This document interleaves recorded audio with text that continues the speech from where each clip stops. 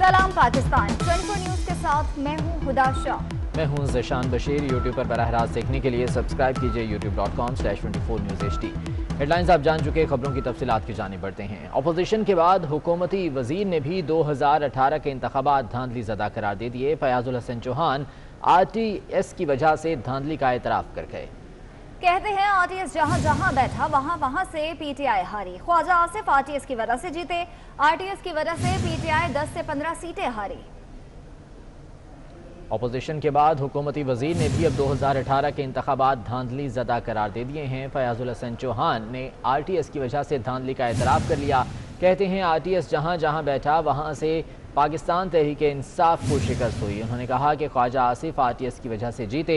RTS की वजह से PTI 10 से 15 सीटें हार गई थी। फयाजुल हसन चौहान की जानिब से ये बयान सामने आया। न्यूज़ कॉन्फ्रेंस के दौरान उनका ये कहना था कि RTS सिस्टम जहां जहां बैठा वहां से PTI हारी थी। वाज़ेह रहे कि इससे पहले हुकूमती वज़रा की जानिब से बारहा ये कहा गया कि 2018 के इंतखाबात इंतहाई शफ़ाफ थे और किसी भी किस्म की कोई धांधली इनमें नहीं हुई थी। ताहम अपोजिशन की जानिब से मुसलसल इन इंतखाबात को धांधली ज़दा करार दिया जाता रहा और RTS सिस्टम को इसकी वजह कहा जाता रहा है। और अब फयाजुल हसन चौहान की जानिब से भी इसका एतराफ़ कर लिया गया है। हुकूमती वज़ीर का ये कहना है कि 2018 के इंतखाबात में RTS सिस्टम बैठा था और इसकी वजह से तहरीक इंसाफ 10 से 15 सीटें हार गई थी। जहां जहां RTS सिस्टम बैठा वहां से PTI हारी। हल्का NA 73 से ख्वाजा आसिफ साहब जीत रहे हैं उस्मान डार साहब को 1406 वोटों से हरा के। RTS सिस्टम बुनियादी तौर पे PTI के लिए नुकसानदेह हुआ। PTI की कम से कम 10 से 15 सीटें जो है ना, जो हम जीते हुए थे वो हम हार। ख्वाजा आसिफ RTS की वजह से जीते, ये कहना था फयाजुल हसन चौहान का। अब हुकूमती वजीर ने भी इस बात का एतराफ़ कर लिया है कि 2018 के इंतखाबात धांधली ज़्यादा थे। फयाजुल हसन चौहान का इसी हवाले से कहना था कि RTS की वजह से धांधली हुई। वो कहते हैं कि RTS जहां जहां बैठा वहां से PTI हारी। ख्वाजा आसिफ RTS की वजह से जीते, उस्मान डार हार गए। RTS की वजह से PTI ने 10 से 15 सीटें हारी थी। फयाजुल हसन चौहान ने न्यूज़ कॉन्फ्रेंस करते हुए ये एतराफ़ कर लिया कि 2018 के इंतखाबात में RTS की वजह से पाकिस्तान तहरीक इंसाफ 10 से 15 सीटें हारी थी। उनका ये कहना है कि RTS सिस्टम बैठ जाने की वजह से पाकिस्तान तहरीक इंसाफ को ही नुकसान हुआ। हालांकि इससे पहले बारहा हुकूमती वज़रा की जानिब से ये कहा जाता रहा कि 2018 के इंतखाबात इंतहाई शफ़ाफ थे और इनमें कोई धांधली नहीं हुई थी। ताहम अपोजिशन की जानिब से मुसलसल ये दावा किया जाता रहा कि धांधली ज़दा इंतखाबात थे 2018 के और RTS की वजह से ये धांधली हुई थी। और अब हुकूमती वज़ीर फयाजुल हसन चौहान की जानिब से भी ये बयान सामने आया है जो कि वाज़े तौर पर एतराफ़ है। फयाजुल हसन चौहान का क्या कहना है आप भी सुनिए। जहां जहां RTS सिस्टम बैठा वहां से PTI हारी।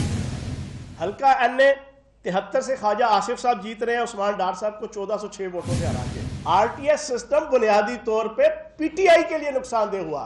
PTI की कम से कम 10 से 15 सीटें जो है ना, जो हम जीते हुए थे वो हम। तो फयाजुल हसन चौहान ने भी इस बात का एतराफ़ कर लिया है कि RTS सिस्टम बैठा था, RTS सिस्टम फेल हुआ था, जिसकी वजह से उनका ये कहना है कि पाकिस्तान तहरीक इंसाफ को नुकसान हुआ था। इसी बारे में बात करेंगे। मुस्लिम लीग नून के रहनुमा तलाल चौधरी साहब हमारे साथ मौजूद हैं। तलाल साहब, बहुत शुक्रिया आपके वक्त का। इससे पहले हमने देखा कि बारहा हुकूमती वज़रा की जानिब से ये बयानात आते रहे कि 2018 के इंतखाबात इंतहाई शफ़ाफ थे, कोई धांधली नहीं हुई। आज फयाजुल हसन चौहान साहब खुद ये एतराफ़ कर रहे हैं कि RTS सिस्टम बैठा था, उसमें क्या कहेंगे आप? देखिए, आखिर सच तो निकल ही जाता है मुंह से। अब बैठा था तो इसका फैसला कौन करेगा कि किसको फायदा हुआ। इक़्तिदार में तो ये आए हैं और वो सीटें इन्हें मिली हैं। मतलब कराची की जो सीटें हैं वो सारी की सारी RTS के सदके इन्हें मिली। इसी तरह पाकिस्तान में बेशुमार जगह। अब मुझे ये बताएंगे, चंद दिन बाद कोई वजीर ये भी कहेगा कि पोलिंग एजेंटों को बाहर निकाला जो गया है वो भी धांधली है।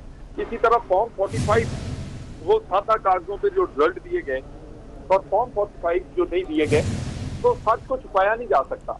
ये एक हकीकत है कि 2018 का इलेक्शन एक टोपी ड्रामा था और उस टोपी ड्रामे पे एक कठपुतलियां हुकूमत में आई और वो हुकूमत में आके उन्होंने ना सिर्फ गरीब आदमी की रोटी छीनी है बल्कि पाकिस्तान की इज्जत और कश्मीर भी छीना है। तो धांधली के रिजल्ट जो है उसका नुकसान पाकिस्तान और पाकिस्तानियों को हुआ है और उसका फायदा तहरीक इंसाफ को हुआ है। ठीक है तलाल साहब, बहुत शुक्रिया आपके वक्त का। इस्लामाबाद में पीडीएम स्टीयरिंग कमेटी का इजलास जारी है। पीडीएम के रहनुमा इजलास में शिरकत के लिए पहुंच गए हैं और अहम फैसले आज के इजलास में मुतवक्के हैं। इस्लामाबाद में पाकिस्तान डेमोक्रेटिक मूवमेंट की स्टीयरिंग कमेटी का इजलास जारी है। पीडीएम के रहनुमा इस इजलास में शरीक हैं और कई अहम फैसले होने जा रहे हैं। गौहर महसूद हमारे साथ मौजूद हैं, उनसे इस बारे में मज़ीद तफसीलात जान लेते हैं। गौहर, बताइएगा, यहाँ पर इजलास जारी है, कब तक ये इजलास जो है वो जारी रहेगा और प्रेस कॉन्फ्रेंस कब तक मुतवक्के है?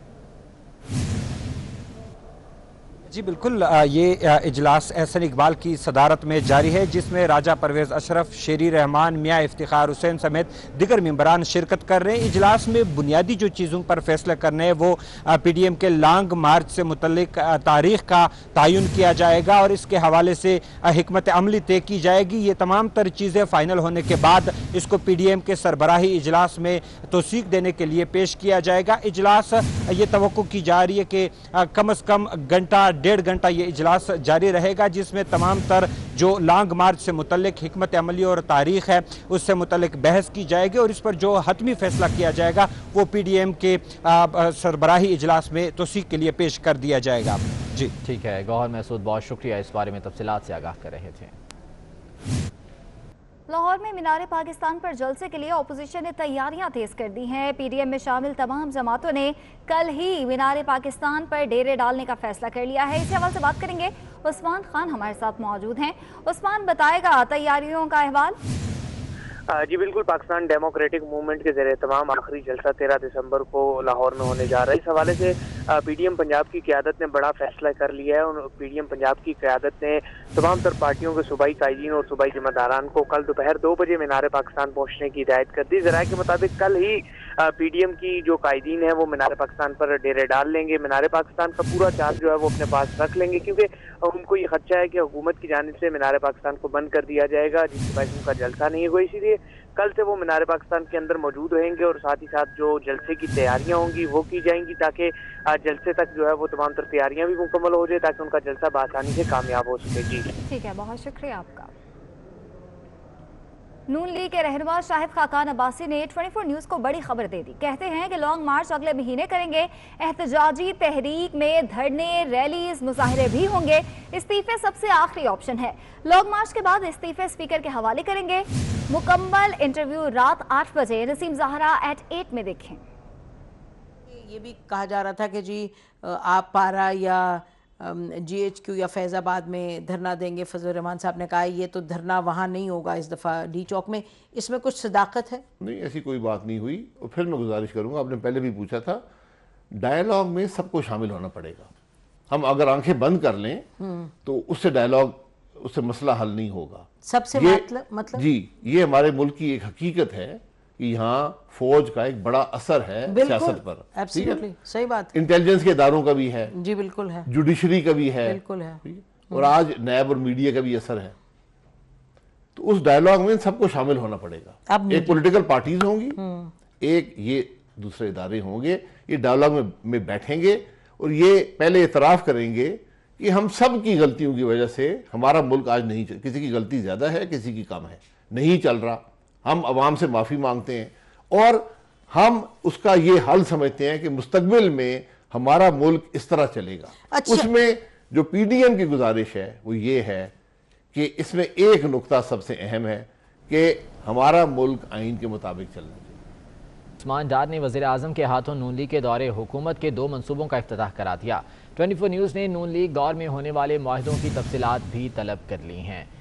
सियालकोट दौरे के दौरान उस्मान डार ने वज़ीर आज़म के हाथों नून लीग के दौरे हुकूमत के 2 मनसूबों का इफ्तिताह करवाया है। इसी बारे में तफसीलात जान लेते हैं। अवैस कयानी हमारे साथ मौजूद हैं। अवैस, बताएगा ये कौन कौन से मनसूबे हैं जिसका इफ्तिताह करवाया गया है? सुबह जब वज़ीर आज़म ऑफिस ने ये स्टेटमेंट जो पैकेज के हवाले से जब रिलीज करवाया, तो उसके बाद जब इसको देखा गया तो एयर सियाल जो है वो सबसे पहले जो बिजनेस कम्युनिटी ने जो लीगी दौरे हुकूमत में इसका जो नून लीग के दौरे हुकूमत में इसका लाइसेंस दिया गया और उसके बाद 2 दफ़ा उसकी जो है वो रिन्यू भी करवाया गया। और उसके बाद हमें बताया जा रहा है कि एयर सियाल का जो ऑपरेशन जो तैयारे जो लेट आए हैं वो कोरोना की वजह से ऑपरेशन का लेट स्टार्ट हुआ है, लेकिन उस पर भी फीते कटवा दिए उस्मान डार ने वज़ीर आज़म से आज। और साथ जो एक अहम जो 17 अरब की जो मंसूबा था, जो ADB बैंक से बेसिकली ये फंडिंग आनी थी, इसका जो एक मुआहदा हुआ था वो फरवरी 2018 में हुआ था एशियन डेवलपमेंट बैंक के साथ। ठीक है अवैस कियानी, बहुत शुक्रिया अपडेट करने के लिए। हुकूमत की जानिब से महंगाई में कमी का तो कहा जा रहा है, लेकिन पाकिस्तान में महंगाई की औसत शरह जनूबी एशिया में अब भी सबसे ज़्यादा है। नवंबर में महंगाई की औसत शरह 8.3% रही और अब भी महंगाई की शरह में मुसलसल इजाफा होता चला जा रहा है। एक जानिब हुकूमती दावे हैं कि महंगाई में कमी हो रही है। इसी बारे में बात करेंगे माहिर मौशियात फ़रूख सलीम साहब हमारे साथ मौजूद हैं। फ़रूख सलीम साहब बहुत शुक्रिया आपके वक्त का। हुकूमती दावे तो कुछ और हैं कि महंगाई में कमी हो रही है, जो मौशी आशारी हैं वो मुस्बत में जा रहे हैं, लेकिन आवाम को रिलीफ नहीं मिल रहा, दिन ब दिन महंगाई होती चली जा रही है। सर क्या कहेंगे इस मामले पर? देखिए, हुकूमत का जो अपना इदारा है जो पाकिस्तान ब्यूरो ऑफ स्टैटिस्टिक्स कहलाता है, अगर वो खोल के देखें उनकी जो आदाद शुमार हैं वो बड़े खौफनाक हैं। वो खुद से ये कह रहे हैं कि जो नवंबर का महीना गुजरा है उसमें एक साल भर में आलू की कीमत तकरीबन 56% बढ़ गई है, अंडे तकरीबन 50% बढ़ गए हैं कीमत में, मुर्गी की कीमत में 50% इजाफा हुआ है। अब पाकिस्तान का मामला कुछ ऐसा है कि तकरीबन 70 से 80% हमारी आबादी ऐसी है जो अपनी 70 से 80% आमदन खुराक पे खर्च करती है। तो इसका मतलब है कि अगर खुराक की कीमतें इतनी तेजी से बढ़ रही हैं तो इसके बाद खुराक के ऊपर खर्चा करने के बाद तो किसी के पास पाकिस्तानी खानदानों में पैसा नहीं बचता। जो आपने शरह बताई महंगाई की वो बिल्कुल दुरुस्त बताई, वो जनरल इन्फ्लेशन की है, लेकिन मेरा फोकस होता है कि खुराक की कीमतों के ऊपर खुराक की कीमतों में कितना इजाफा हो रहा है। तो जो दही इलाकों में नवंबर के महीने में हुकूमत की अपनी फिगर आ रही है, वो कह रहे हैं कि 16% साल भर में खुराक की कीमतों में इजाफा हुआ है सिर्फ एक साल में, और शहरी इलाकों में तकरीबन 13% है। तो ये असल जो है महंगाई की शरह वो ये है कि दही इलाकों में 16% से खुराक की कीमतों में इजाफा हो रहा है। क्या अगले साल में कुछ बेहतरी आने लगी है? अगले साल की पेशीन गोई करना तो बड़ा मुश्किल है, लेकिन वर्ल्ड बैंक या एशियन डेवलपमेंट बैंक और IMF जैसे इदारे जो पेशीन गोई सामने ला रहे हैं, जो फिगर सामने ला रहे हैं, उनका कहना यह है कि महंगाई की शरह इंडिया में तकरीबन 3.5% बढ़ेगी, बांग्लादेश में 5.5% बढ़ेगी, श्रीलंका में 6% और पाकिस्तान में 12%। यानी कि सारे खित्ते में महंगाई की यकीनन महंगाई की शरह बढ़ेगी तो गरीब आदमी का जीना और मुश्किल हो जाएगा। बहुत शुक्रिया फ़रूख सलीम साहब हमारे मौशियात हमारे साथ मौजूद थे। FBR को इनकम टैक्स रिटर्न्स फाइल करने की आखिरी तारीख तक FBR को 17,80,000 अफराद ने इनकम टैक्स गोशवारे जमा कराए, जो गुज़िश्ता साल से तकरीबन 11 लाख कम है। तफसीलात जान लेते हैं, वकास अजीम हमारे साथ मौजूद हैं। वकास अजीम बताएगा टैक्स गुजारों की क्या तफसीलात सामने आ रही हैं इस हवाले से? जी, फेडरल कोर्ट ऑफ रेवेन्यू का ये कहना है कि 8 दिसंबर को ख़त्म होने वाली डेडलाइन के मुताबिक FBR को तकरीबन 8 लाख के करीब अफराद ने अपने इनकम टैक्स के गोशवारे जमा कराए हैं और इन अफराद ने तकरीबन 22 अरब रुपए का टैक्स भी कौमी ख़जाने में जमा कराया है, जबकि गुज़िश्ता बरस इसी अरसे के दौरान 17 लाख और 30,000 अफराद ने अपने इनकम टैक्स के गोशवारे जमा कराए थे और उनसे तकरीबन 13 अरब और 50 करोड़ रुपये का इनकम टैक्स वसूल किया गया था। FBR का यह भी कहना है कि गुज़िश्ता बरस के इसी अरसे के दौरान से तकरीबन 4% अफराद ने ज़्यादा इनकम टैक्स गोशवारे जमा कराए हैं, लेकिन अगर पिछले साल का जो तवाज़ुन है वो किया जाए तो इसमें देखा जा सकता है कि तकरीबन 29 लाख अफराद ने गुज़िश्ता बरस 28 फरवरी तक अपने इनकम टैक्स के गोशवारे जमा कराए थे, जो कि इस साल तकरीबन इसके मुकाबले में 11 लाख अफराद ने इनकम टैक्स के गोशवारे कम जमा कराए हैं। FBR का यह कहना है कि 8 दिसंबर को जो डेडलाइन दी गई थी उसमें मज़ीद तोसी इसलिए नहीं की गई कि बहुत सारे अफराद जो हैं वो इसका फ़ायदा उठाते हैं और टैक्स रिटर्न अपने जमा नहीं कराते। इस वक्त तकरीबन 3 लाख से ज़ायद अफराद ने अपनी दरख्वास्तें FBR के पास जमा कराई हुई हैं और वो अपनी जो मुद्दत है उसमें तोसी के लिए दरख्वास्त दे रहे हैं। FBR का यह कहना है कि अगर इन 3 लाख अफराद की दरख्वास्तें मंजूर हो जाती हैं तो फिर इनकम टैक्स गोशवारे जमा कराने वालों की जो तादाद है वो तकरीबन 21 लाख तक पहुंच जाएगी, लेकिन फिर भी जो गुज़िश्ता माली साल के मुकाबले में तकरीबन 8 लाख अफराद फिर भी इस साल इनकम टैक्स के गोशवारे कम जमा कराएंगे। FBR के हुकाम का यह कहना है कि हुकूमत कोशिश कर रही है कि ज़्यादा से ज़्यादा इनकम टैक्स के गोशवारे जमा हो सकें, लेकिन इस वक्त जो मईशत की सूरत हाल है उसकी वजह से बहुत सारे लोग अपने इनकम टैक्स के गोशवारे जमा नहीं करा रहे, जबकि जो टैक्स गुजार हैं उनका ये कहना है कि उनको FBR के सिस्टम से बहुत ज़्यादा मसाइल पैदा हो रहे हैं और इसी वजह से गालिबन टैक्स रिटर्न्स भी नहीं भर पा रहे हैं। साथ ही रहिएगा। वकास अजीम फरहान बुखारी साहब हमारे साथ मौजूद हैं, माहिर मईशत हैं। फरहान बुखारी साहब, बहुत शुक्रिया आपके वक्त का। क्या वजह है कि हुकूमत की जानिब से इतनी कोशिश के बावजूद जो टैक्स गुजार हैं उनकी तादाद में इजाफा नहीं हो पा रहा? तो हालात हैं, मुल्क में सियासी और माशी बेयकीनी की कैफियत है। हर वक्त हर तरफ एक इत्तला यही है कि एक जमहूर तारी है। इस सूरत हाल में आप कैसे तवक्को कर सकते हैं कि मुल्क में इतना ज्यादा टैक्स गुजार लोगों में इजाफा हो? ये तो मुमकिन नहीं जी। फरहान बुखारी साहब, जो टैक्स नेट में लाने के लिए इकदाम उठाए जा रहे हैं हुकूमत की जानिब से, बेहतर किए जाने की जरूरत है अभी? देखिए, एक तो ये है कि कोविड का साल है, कोरोना का साल है, इसलिए इस साल में वैसे ही पाकिस्तानी मईशत एक जमूद का शिकार रही है। और मैं ये समझता हूँ कि ये जो एक फैसला किया गया है कि अब आगे मजीद इस डेडलाइन को बढ़ाना नहीं चाहिए, मौखर नहीं करना चाहिए, ये गलत फैसला है। हुकूमत को चाहिए कि टैक्स गुजारों को मजीद वक्त दें, क्योंकि इस वक्त तो मईशत आपकी सदमोहरी का शिकार है और इस तरह जल्दबाजी में लोगों पे जोर डाल के या प्रेशर डाल के उन्हें मनवाना ये मुमकिन नहीं है। ये इसका नतीजा काफ़ी ख़राब भी हो सकता है। फरहान बुखारी साहब, एक बड़ा कारोबारी तबका है जो कि टैक्स रिटर्न्स फाइल करते हैं, लेकिन इसके बावजूद हुकूमत का ये कहना है कि उस तादाद में टैक्स नहीं आ रहा है, वो टैक्स नेट में लाने के लिए मज़ीद इकदाम किए जा रहे हैं। हालांकि अगर रिलीफ दिया जाए कारोबारी तबके को या ताजरों को, तो आपका ख्याल है कि इसमें जो है इजाफा खुद ब खुद हो जाएगा? भाई, रिलीफ से ज़्यादा इस वक्त बेयकीनी की जो कैफियत है पाकिस्तान में, उसे कम करने की ज़रूरत है। और मुझे नहीं समझ आ रही इस वक्त के जो हुकूमत और अपोजिशन की पार्टियां एक टकराव की जाने पाकिस्तान को ले जाने में कोशिश हैं, इस सूरत हाल में हालात बेहतर कैसे हो सकते हैं? आपको बड़े फैसले करने की ज़रूरत है और बड़े मसाइल को हल करने की ज़रूरत है। सर, एक जानिब हम IMF से जो है वो कर्जे भी ले रहे हैं, हम जो है वो ADB से कर्जे ले रहे हैं, तो ये बेयकीनी की सूरत हाल, इसको ख़त्म करने के लिए क्या इक़दाम उठाना पड़ेंगे फिर? एक वक्त तो देखिए, पाकिस्तानी मईशत का जो पहिया है वो बहुत ज़्यादा ठंडा हो चुका है, बहुत सुस्त रवि का शिकार है।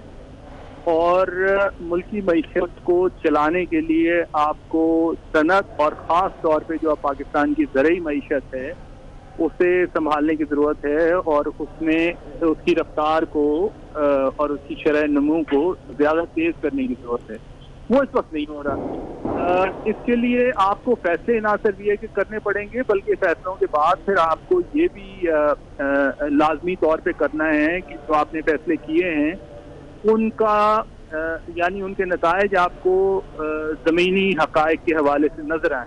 पाकिस्तान की ज़राअत मसलन इस साल एक दफ़ा फिर बड़ी मुश्किलात के शिकार है और किसानों को इस वक्त सहारा देने की ज़रूरत है।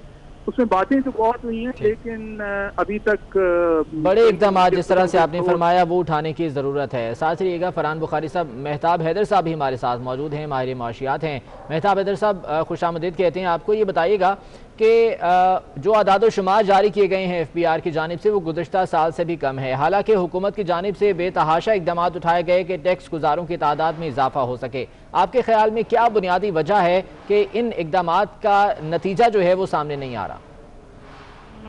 देखिए, बुनियादी तौर पे जो टैक्स नेट है वो सबसे बड़ा प्रॉब्लम है।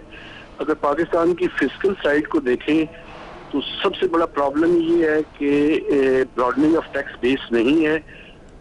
आप अगर 206 बिलियन की पॉपुलेशन को देखें और अभी तक जो रिटर्न्स आई हैं वो बकौल FBR के 1.8 मिलियन है, तो ये 1% से भी कम लोग हैं जो कि इस टाइम आपके टैक्स नेट के अंदर जो है वो शामिल है। हालांकि ये बात अलग है कि जो इनडायरेक्ट टैक्सेस हैं वो हर तमाम लोग जो है वो टैक्स पे कर रहे हैं, लेकिन बुनियादी तौर पे जो डायरेक्ट टैक्सेस का है वो मकसद ये होता है कि जो शख्स, जो कंपनियां जितनी ज्यादा इनकम कमा रही हैं उसी हिसाब से वो टैक्स नेट के अंदर अपनी कंट्रीब्यूशन को भी शामिल करें। ठीक, बहुत शुक्रिया। मेहताब हैदर साहब हमारे साथ मौजूद थे। फरहान बुखारी साहब आपका बहुत शुक्रिया। वकास अजीम अपडेट कर रहे थे, आपका भी बहुत शुक्रिया। कराची में भत्ता लगा है, खारा दर के ताजिर को डराने की ऑडियो 24 न्यूज़ ने हासिल कर ली। तफसीलात जान लेते हैं। ज़ोहेब जिएजा हमारे साथ मौजूद हैं। ज़ोहेब बताइएगा, इस सिलसिले में क्या कोई कार्रवाई हो सकी है? जी देखिए, बिल्कुल भत्ताखोरों का नेटवर्क है वो सरगर्म हो गया है। न्यू टाउन का इलाका है जहां पर एक बिल्डर को 50 लाख रुपए की भत्ते की पर्ची मौसूल हुई थी। इससे कबल खारादार का ताजिर है, उसको ऑडियो पैगामात के जरिए डराया धमकाया गया था कि वो भत्ता दे दे, लेकिन जब उसने रेंजर्स और पुलिस को शिकायत दर्ज कराई तो उसके बाद वो जो ग्रुप था उसने मैसेजेस और पैगामात भेजना छोड़ दिए। जितने भी ऐसे भत्ताखोरी के नेटवर्क हैं वो अपने पैगाम जो है वो गैर मुल्की नंबरों से भेजते हैं ताकि जो इंटेलिजेंस एजेंसियां हैं वो उनका सुराग ना लगा सके और वो इसी में उलझी रहे। लेकिन जो रवा साल है उसमें जो भत्ताखोरी की जो वारदातें हैं वो 17 जो है वो वारदातें रिपोर्ट हुई है और माह जुलाई में सबसे ज़्यादा 6 वारदातें रिपोर्ट हुई हैं। अगर हम इससे कबल बात करें 2013 और 14 की, तो 2013 में 900 से ज़ायद और 2014 में 1400 से ज़ायद जो है वो रिपोर्ट वारदातें जो है वो हो चुकी थी। लेकिन 2013 से 14 की निस्बत अगर 2020 की बात करें तो अब तक सिर्फ माह अक्टूबर का महीना है और 17 वारदातें भत्ताखोर एक बार फिर से सर उठाने लगे हैं। बहुत शुक्रिया ज़ोहेब अपडेट करने के लिए। लाहौर हाई कोर्ट ने पीडीएम का जलसा रोकने की इस्तदा मुस्तरद कर दी। जस्टिस जवाद हसन ने ये फैसला सुनाया। मलिक अशरफ हमारे साथ मौजूद हैं, उनसे मजीद जान लेते हैं। मलिक अशरफ बताएगा क्या कहा गया है अदालत के फैसले में? जी बिल्कुल, लाहौर हाई कोर्ट के जस्टिस जवाद हसन ने पीडीएम का 13 दिसंबर को लाहौर में होने वाला जलसा फौरी तौर पर रोकने की इस्तदा मुस्तरद कर दी है। और जस्टिस जवाद हसन ने इस हवाले से 14 सफ़हात पर मुश्तमिल तहरीरी फैसला जारी किया है। जस्टिस जवाद हसन ने अपने फैसले में करार दिया है कि शहरों की जो जिंदगी के तहफ़्फ़ुज़ के लिए NCOC के जो SOPs हैं उन पर अमल दरामद को यकीनी बनाया जाए। मजीद ये भी है मलिक अशरफ, बहुत शुक्रिया अपडेट करने के लिए। और अहम खबर के 24 न्यूज़ की खबर पर FBR का रद्द-ए-अमल सामने आया। ज़राए के मुताबिक टैक्स गोशवारे जमा न कराने वालों के खिलाफ कार्रवाई शुरू कर दी गई है। 24 न्यूज़ ने खबर नशर की जिस पर FBR ने एक्शन लिया। ज़राए का यह कहना है कि टैक्स गोशवारे जमा न कराने वालों के खिलाफ कार्रवाई शुरू कर दी गई है। वाज़ेह रहे कि 8 दिसंबर की तारीख मुकर्रर की गई थी टैक्स गोशवारे जमा कराने के लिए, और जिन लोगों ने टैक्स गोशवारे जमा नहीं करवाए उनके खिलाफ अब कार्रवाई की जा रही है। मुस्लिम लीग काफ के रहनुमा और सूबाई वज़ीर मादनियात हाफिज अमार यासिर की खुसूसी काविशों से पंजाब में सीमेंट सेक्टर में 300 अरब रुपए की बड़ी सरमायाकारी हो गई। महकमे मादनियात ने 8 नई कंपनीज को सीमेंट फैक्ट्रियां लगाने के लिए लाइसेंस जारी कर दिए। हाफिज अम्मार यासिर का कहना है कि काफ लीग ने हमेशा पंजाब की तरक्की में अहम किरदार अदा किया, क़यादत के विजन के मुताबिक आगे बढ़ रहे हैं। गुज़िश्ता हुकूमत ने सीमेंट फैक्ट्रियों के क़याम पर पाबंदी लगा रखी थी। नई कंपनीज में Alkaram textile private limited, best way, Fatima group of companies, Pioneer, DW और दीगर कंपनीज शामिल हैं।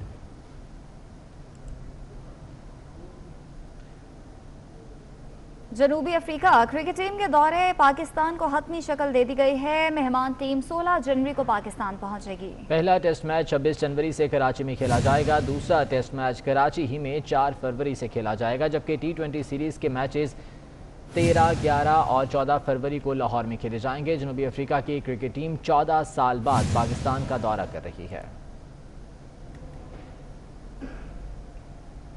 इस बुलेटिन से इतना ही। वापस आएंगे हेडलाइंस के साथ।